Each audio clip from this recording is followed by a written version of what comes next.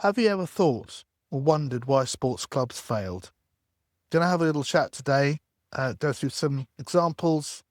But first, Dwayne, where do we start? Well, why don't we start with Bromley FC, as it's where our office is based, and there's history there. So I want to start with how Bromley FC nearly went through its own its own collapse, but it didn't actually go for an insolvency. At the time, it was post-war, so 1940s.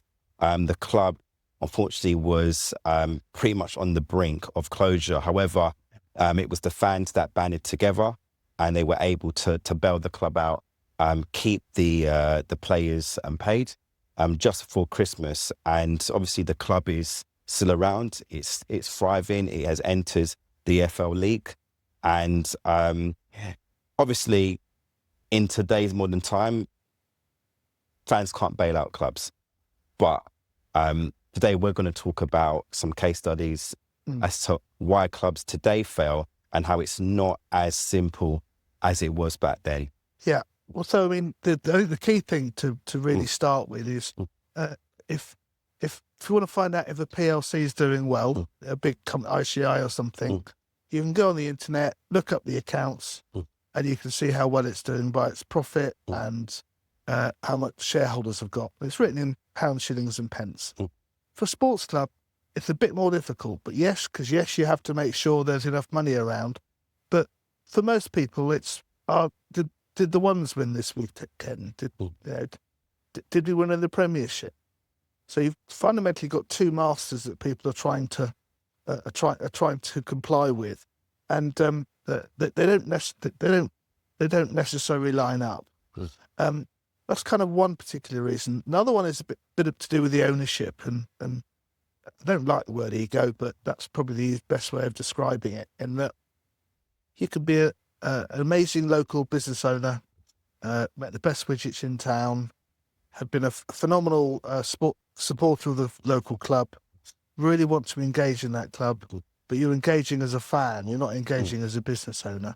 So you end up getting involved in a club or in a business rather that you have never run before, and you're probably not going to have any idea how to run it. It'll be very different to what you're used to, but your experience of running businesses will be rather sidelined from the master, which will be the results on the pitch.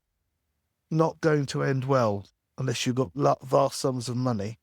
And then, I mean, the other key thing is, I mean, shit, lots, particularly in the rugby clubs, the professional rugby clubs, but there are other sports, ice hockey, another one that I've come across, where they're fundamentally unsustainable, in that it costs you more money to put on a game of the sport than you're ever going to make back.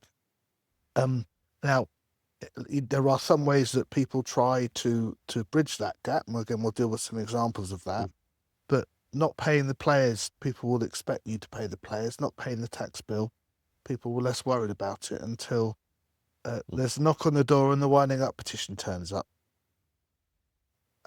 So should we go through a few examples, shall we? Yeah, I mean, like Sheffield Wednesday is quite a talking point. It's quite recent. We've got a club that unfortunately overspent on players. They breached financial rules, and they got a 12-month deduction, which obviously was reduced to 6 points. But these breaches obviously had their challenges, and unfortunately, the way the club was going was unsustainable. I mean, they're buying a dream, aren't they? They're trying to buy a dream. I mean, it must be worse in football because you've got the Premier League, which is going to be this amazing nirvana that you get in the Premier League, and it's all going to be better.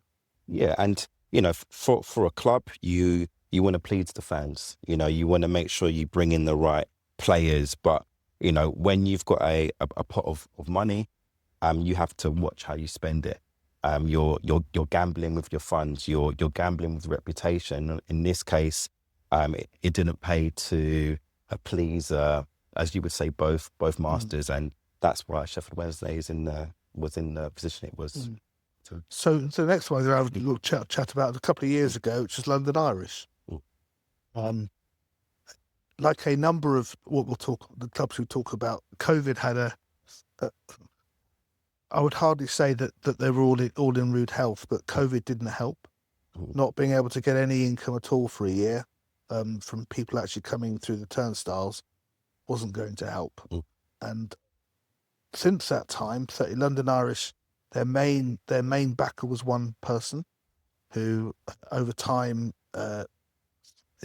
things changed. Didn't want to do it anymore, or didn't have the desire to do, didn't have the ability to do it anymore. Fundamentally, in the end, had to walk away, and leaving the club nowhere else to go. The other one in a similar vein was Wasps. But the Wasps tried something a little bit different, and they tried to add a load of businesses around the rugby club to make sure that they did have lots of income. That meant that they could pay the players and end up, after a period of time, being generally solvent at the end of the year rather than insolvent. Never quite made it up to 2019, but the trajectory was in the right direction.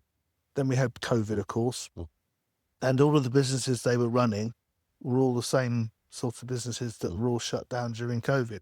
So going from being a really horrible position went to be completely unsustainable, because not only was the rugby club not playing, but none of the other businesses were running either. So again, insolvency follows. I think Coventry got their stadium back. Yeah, the football club eventually. But unfortunately, those two clubs, I think, both are looking to come back in some form. Yeah. They've done the name, but it's not. Yeah, We've seen them back. yeah. Who else can we talk about?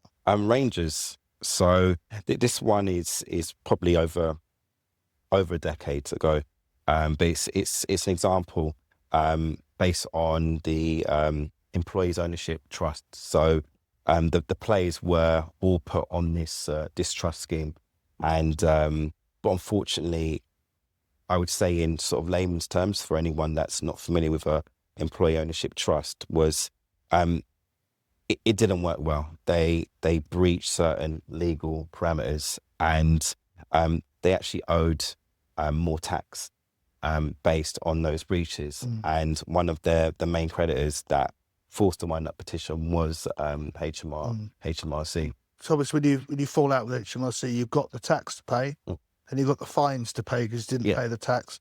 And I know on that particular case, they had to pay all the legal costs as well of HMRC. Yeah, because they were very wrong. And they did try to reach an arrangement, but straight away the arrangement was null. So again, HMRC, they've changed over time, but they always had this view is that if they were the largest creditor, they weren't 13 yes for anything. Yeah. You can argue whether that's a good idea or not, but anyway. The last one for me is Worcester Warriors, which again is we think is coming back. We're told it's coming back next year, but let's see. Again, it was one single owner, very passionate about the side, invested loads of money. It was a nice little ground, Worcester. But again, got too much. COVID was too much for them. Couldn't bring it back quickly enough. Ended up being couldn't fulfil their fixtures, and going into administration, which has been the thing on all the cases we've talked about. And your last one. So that's Bury. So it's 2019. This one's I guess a common case of mismanagement of funds, and also resulting in expulsion from the league. And they lost the trust of not only the management but the supporters as well. And once again, it's gambling your reputation as well. The key point of all of this is it's those having those two different masters to try and please is never going to work very well, is it? When you think that that you can buy a ticket to go and watch a sports fixture and think that it's you have an ownership, and yet you wouldn't. If you bought shares in ICR, you wouldn't. we can imagine turning up at a shareholders group with 4 shares to complain about the performance of the finance director would just wouldn't work. No, or you're even the junior manager in the painting division. Anyway, well, that's us. That's us for today. Hope you got something from it, and we'll see you next week.